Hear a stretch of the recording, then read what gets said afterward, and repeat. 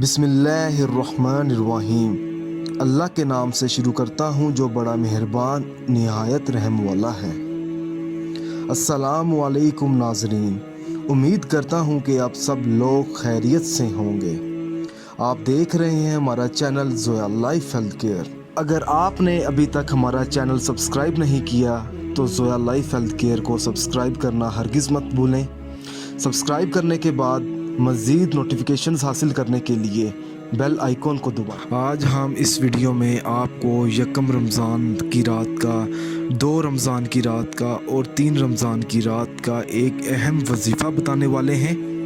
अगर आपकी औलाद बिगड़ चुकी है या बिगड़ रही है या आप औलाद की नेमत से महरूम हैं तो आप ये वजीफ़ा ज़रूर करें। रमज़ान में दुआए निजात का ये वजीफ़ा है।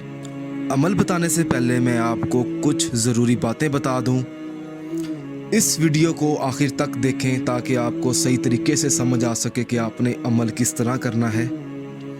ये वजीफ़ा आपने बावजू हालत में करना है और वजीफ़ा करने से पहले ये जान लें कि ये अमल किस मकसद के लिए है, क्योंकि हर वजीफ़ा, हर अमल आपने अपने जायज़ मकसद के लिए करना है और इस अमल के साथ आपने 5 वक़्त की नमाज भी अदा करनी होगी। आपको इस वजीफ़े को आपने इसी तरीके से पढ़ना है जिस तरीके से मैं अभी आपको बताऊंगा। पढ़कर आपने उसके बाद 1 मरतबा सूरत कौसर पढ़ लें, फिर आपने 1 मरतबा दुरूद पाक पढ़कर पानी पर दम करना है। वो पानी आपने ख़ुद भी पीना है, अपने शोहर को भी पिलाएं।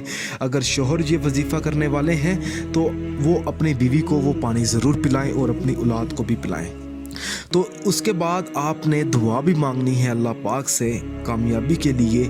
3 दिन आपने दुआ ज़रूर मांगनी है वजीफ़ा करने के बाद। इंशाअल्लाह ताला रमज़ान के महीने में ही आपको खुशखबरी ज़रूर मिलेगी, आपको कामयाबी मिलेगी। आपकी जो औलाद है वो आपकी इज़्ज़त करेगी इंशाअल्लाह। अगर आप इस अमल के बारे में मुझसे कुछ भी पूछना चाहते हैं या कोई ऐसी चीज़ है जो आपको समझ ना आई हो तो आप मुझे इस वीडियो के नीचे कमेंट कर सकते हैं ताकि मैं आपको समझा सकूं। अगर आपको हमारी ये वीडियो पसंद आई है तो इस वीडियो को ज़रूरतमंद लोगों तक ज़रूर पहुंचाएं। जज़ाकल्लाह।